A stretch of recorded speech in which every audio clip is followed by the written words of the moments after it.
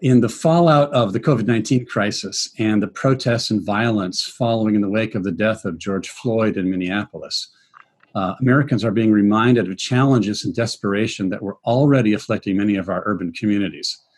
Some argue that solutions for this lie in socialist nostrums like dramatically expanded government programs, reparations, and they trumpet the slogan that capitalism is racism. Today, we want to listen to a different voice. We'll turn back to a rarely remembered giant of the civil rights movement in the mid-20th century. Physician, entrepreneur, advocate for self-help, property rights, and the rule of law, the late Dr. T.R.M. Howard. So to consult with the late Dr. T.R.M. Howard, who cannot obviously be with us, we are turning to his foremost biographer, who is Dr. David Beito. Welcome, Dr. Beito. Thank you. So glad you're with us. Dr. Beito is coming to us from Tuscaloosa, Alabama, where he is professor of history at the University of Alabama. Dr. Beito is also a research fellow associated with the Independent Institute here in California. He is formerly the chair of the Alabama State Advisory Committee of the United States Commission on Civil Rights, which is an important role in which he was able to speak to some of these issues also. Thank you so much for being with us, Dr. Beito. I think that you might not mind if I call you David. Is that okay? That's fine. Okay. So he is Dr. David Beito, but he's going to let me call him David for today. I'm Graham. Hi, Graham. So getting into this a little bit, I want to draw people's attention to this fabulous book, T.R.M. Howard, which speaks of his role as a doctor, entrepreneur, civil rights pioneer, written by you and also by your co-author, Linda Royster Beito. This book, of course, is available from our own website, independent.org, as well as on Amazon.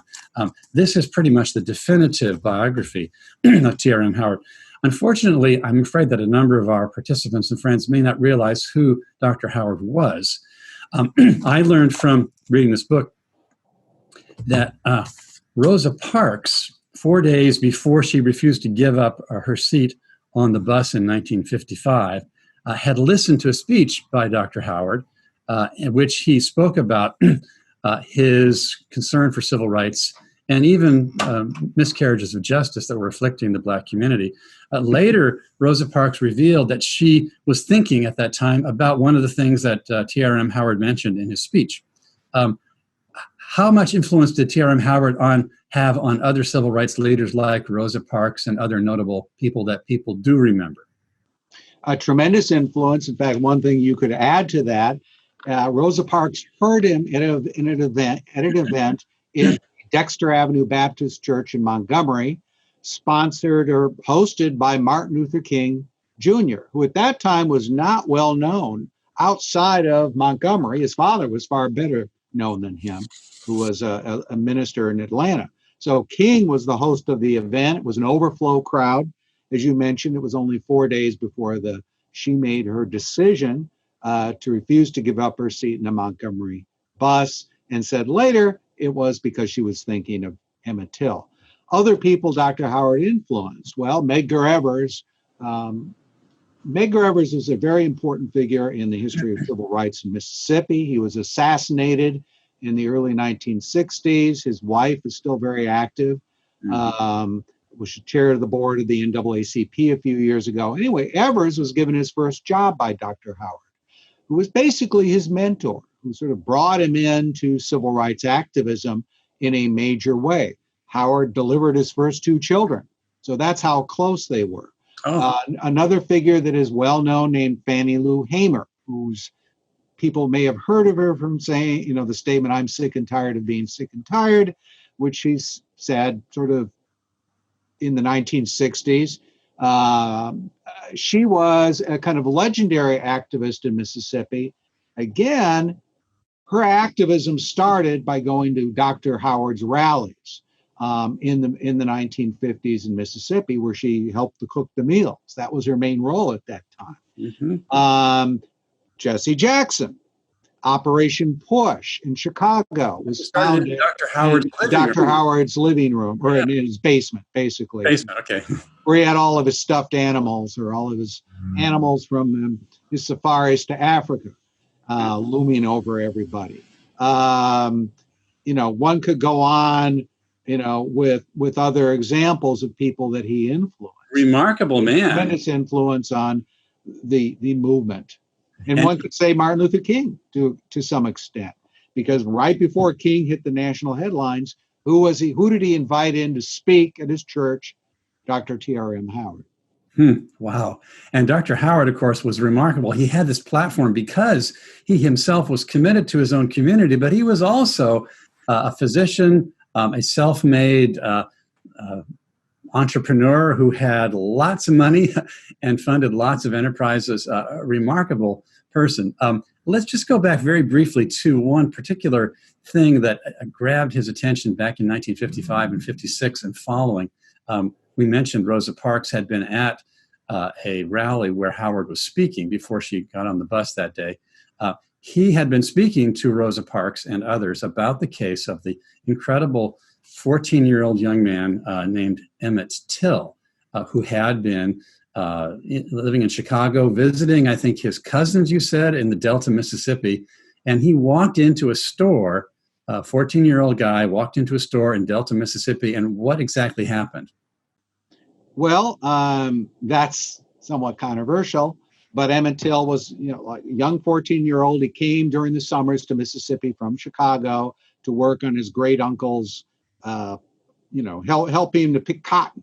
And then all of his cousins were there and so forth. Well, one day, somebody supposedly said there's a pretty white lady in that store. It was like a little crossroads store in Money, Mississippi, which, contrary to the name, was a very what a name. Place.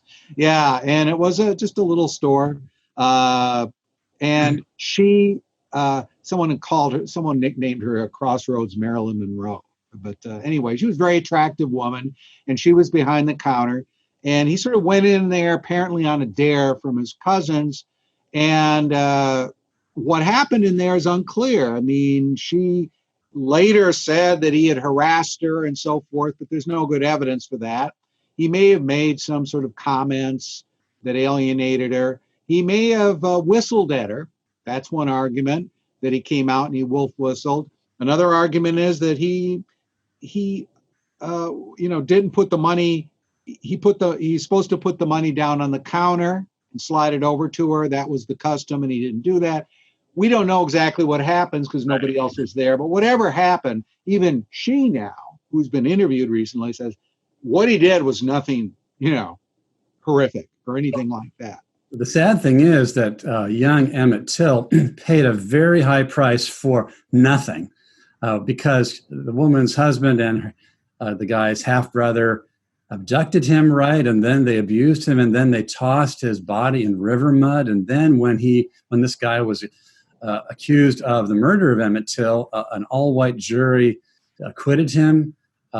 Incredible. And am I right, David, that the next year, this guy, the husband of the woman who apparently didn't like being flirted with or whatever, the husband who killed Emmett Till, who had been acquitted, again by an all-white jury, told an interviewer in Look magazine that he actually had done it. Is that right? He was paid. The interviewer was a very intrepid, controversial journalist named William Bradford Huey, kind of a top, well-known name, did a lot of familiar work. And Huey just said, I'm going to get this guy to talk. And the way he got him to talk is he brought him some liquor. They went to a hotel room, arranged it with his lawyers. The guy got a little drunk and he paid him. I forget how much they paid him, a few $1,000s. And he said, yeah, we did it. And we are proud of doing it because we were standing up for Mississippi. What they thought was going to happen did not happen. What they thought was going to happen is they'd be heroes in Mississippi because they had fought the good fight against these Northerners. And instead they became pariahs and really lost their businesses for a while, and so forth. And the reason they killed him is a little unclear. Yeah, offended about the wife. They got drunk. They didn't know what else to do, and Emmett Till wouldn't bow to them. So it probably wasn't some great political agenda or anything like that. Probably not. I mean, they were guys of low character, obviously. But the key everyone thought that. Yeah, right. That was a part of the problem. They said they picked a jury of people who do not know them. If they'd have picked a jury of people that knew them, you might have had a slightly better chance of a conviction. Oh, interesting. To know them was not to like them. Yes. Well, in any event, a miscarriage of justice, a young black man dead. these are issues that resonate today, obviously.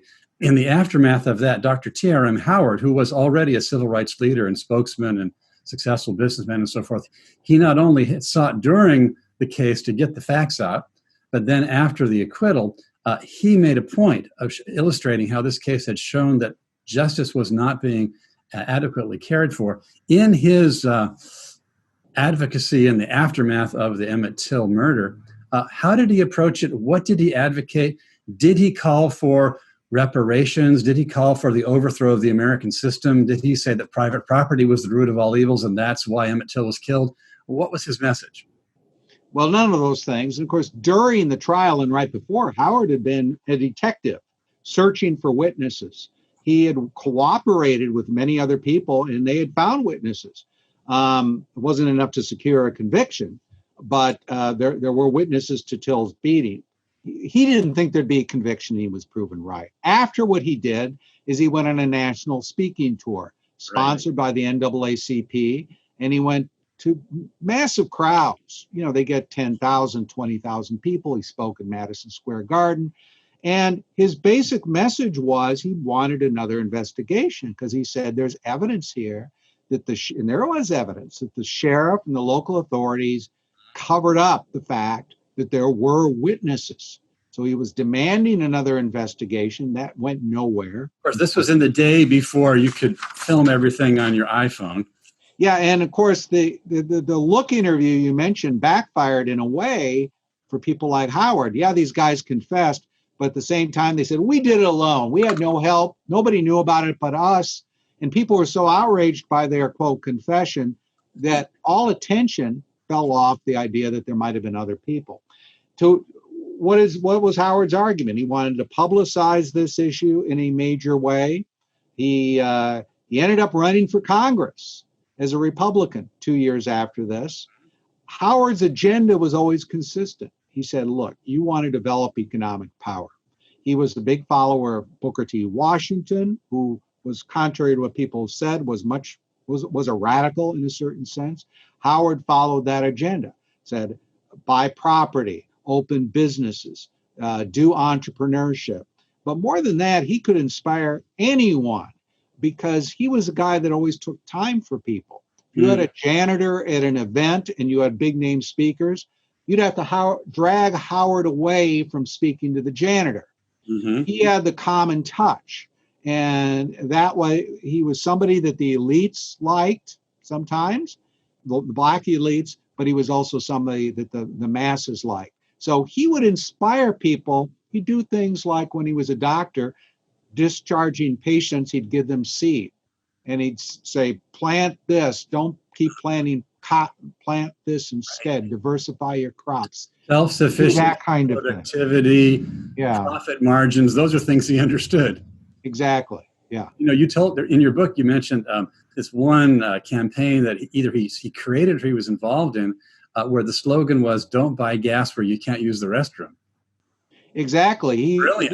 This was, got to remember when this was and where this was. We often hear about the Montgomery bus boycott, which is basically 55, 56. This is earlier. This is 52, and this is in a much more hostile atmosphere. It was in rural Mississippi. Some people called it the belly of the beast of Jim Crow. There were whole Black majority counties where no Black people could vote. That's how repressive it was compared to anywhere else really in the South, just about. And what happened is service stations in the South were glad to take the money of Black motorists because Blacks, African Americans had about as many cars as whites did. So yeah, they take their business. But then when they wanted to use the restroom, they say, well, we don't have restrooms for colored people here. Yeah, kind of nauseating in retrospect. Wow. Yeah, and Howard's demand was, okay, we're going to put pressure on, we're going to boycott. And they had bumper stickers. I think there were 30,000, maybe more than that, produced, fluorescent bumper signs, as he called them, that people would put on the back of their cars, don't buy gas where you can't use the restroom. And it was a very effective boycott, and it worked. Yeah, By all indications, it worked partly because the national suppliers, Texaco, people like that, got involved, but also it was just local pressure and people, and they were successful. So that was a successful boycott that you don't hear about in a very hostile situation several years before the Montgomery bus boycott. Yeah, and it was a brilliant way to approach it. You also mentioned that he ran for office as a Republican and was, I guess, a lifelong member of the Republican Party. What was that thing you told me the other day? We were talking, people questioned how he could be a member of the same party as Joseph McCarthy. Yes, he was a Republican in his youth, and he was tried to infiltrate the Democratic Party, and that didn't really work. And he returned to the Republican Party and supported Eisenhower quite vocally. And then he ran for Congress in '58. And during that time, of course, Joe McCarthy was still around, and some people said to Dr. Howard, how can you be in the same party with Joseph McCarthy? And Howard said, well, I don't necessarily like it, but I'll work with them if I have to. I'd rather be in the same party with someone who believes that a communist is hiding under every bed than someone like my neighbor in Mississippi, Senator Eastland, who was a Democrat, who believes a Negro should be dangling from every tree. Whoa. So that's signature Howard, and who haven't you alienated with that? But he's got a way of kind of cutting to the quick in those ways, but he aggressively pushed the campaign that tried to link his opponent with the racism, with the Emmett Till case. One of his big flyers is a picture of the Emmett Till murderers along with local Chicago Democrats, and it was just keep something like what's a little problem like this just between Democrats? So it had some statement like that. So he made that argument very big way. At the time, that was a pretty powerful argument. I mean, people forget that the Democratic Party in the South was the party of Jim Crow, and the Republicans were contesting it. So I have a number of questions that I've already received, and here's one. The basic question is, given what has happened over the past week in the aftermath of the killing of George Floyd, which has certain echoes, not exactly the same, obviously, but certain echoes to Emmett Till, are there any lessons or cautionary tales that T.R.M. Howard might offer if he were able to contemporary activists? Well, we can't say exactly what T.R.M. Howard would do. He's not always a predictable guy, but I would say that Howard was very much into publicity, into the idea of police brutality, into confronting it. He did it again in a very hostile atmosphere. One of the things he did at the same time as his boycott of service stations is he launched a big campaign against abuse by the Minnesota State Highway Patrol. And he says that they are using their badges as badges of tyranny. And he had such economic clout that he was able to get a meeting with the head. This is in Mississippi in the early 50s of the State Highway Patrol. And and they did a meeting. The guy said, "Well, we'll be more careful." I don't know if he really meant it or not, but he definitely was publicizing that. When the Black Panthers had their problems with police in Chicago, Howard was very involved in that. There was a group called the Afro-American Patrolmen's Association, which is black policemen. I've interviewed them in Chicago. Howard was their big financial donor, right? He did a lot of that stuff quietly, but he gave them a lot of money to sort of support the local African Americans in the police force who were suffering discrimination. And of course, in Chicago, you had a big political machine, the Daily Machine, right? Which he's very oppressive in a lot of ways in terms of policing. Howard was a consistent opponent of the Daily Machine, which was a risky thing to do in some ways in Chicago if you were too vocal about it during that. He was a brave guy, man. Oh man. Here's another question that I have received. So what was the relationship between T.R.M. Howard's civil rights efforts and this whole network of Black self-help businesses and community organizations? Would the modern concerns that we have at the current moment take a page out of that approach whereby there was self-help businesses, communities, and so forth? What was his model, and could people benefit from it today? His model was the Booker T. Washington model. Washington, in fact, predicted that someday we would have a black president. This is like in 1900. And basically what the strategy was you set up businesses, you set up mutual aid organizations, you acquire property, and you provide an economic infrastructure of security, of relative security. Yeah. And then you form civil rights movement out of that. Now, what makes the Mississippi civil rights movement so interesting and maybe a little bit different than some places like Alabama, although I'm not sure how much, but one difference, very little involvement by the clergy in Howard's movement. They were supportive and so forth, but the leaders of Howard's movement, it was called the Regional Council for Negro Leadership, were business people, were people that owned, or professionals, doctors, people, druggists, undertakers, which is kind of a businessy lead in the Black community at the time, fraternal societies, who had lodges all throughout Mississippi. And he tapped into that network because he had set up a fraternal society to provide health care. So what he did first is he built up that network, then he branched out into civil rights, although he was always willing to speak out on civil rights. And I interviewed Charles Evers, who's still with us, who was Medgar Evers' brother. And he said, yeah, they couldn't get us as easily as they could get some people because, you know, we had our own businesses, usually with the Black clientele. We had money. And we had a little bit of clout. And that definitely helped them. Now, there's a limit, but if you exert pressure, if you got something, a business or some property, it's a little easier to resist if you're self-employed, for example. One thing that caught my attention in the book was that you recount how T.R.M. Howard, who was a physician, was also a big game hunter, and he had a room in his Chicago mansion full of, you know, trophy antlers and stuff. And people would come into that. It just reminds me that he was also, if I'm not mistaken, quite an advocate of armed self-help. That puts a lot of people off these days. Can you comment on what that meant for him? Well, a lot of people don't live in the South, especially don't have any connection with the rural South, don't realize that there is a Black gun culture that is still very, very much alive. And Howard grew up in that gun culture in Western Kentucky by necessity, because his parents were tobacco twisters. They were divorced when he was young, so very, very poor family. And his mother said, every morning, I'll give you 3 shotgun shells. You better bring home, you know, some dinner. Yeah. We're going to go hungry tonight. Wow. So from an early age, he was a hunter. Howard had an array of weapons during the Emmett Till trial. He even had a Thompson submachine gun, which he would show off to people. He had guns everywhere. He had a secret compartment in his car where he would stow his pistol if he was pulled over by the police. Mm-hmm. And I have stories where there were other people in the car. They were all arrested.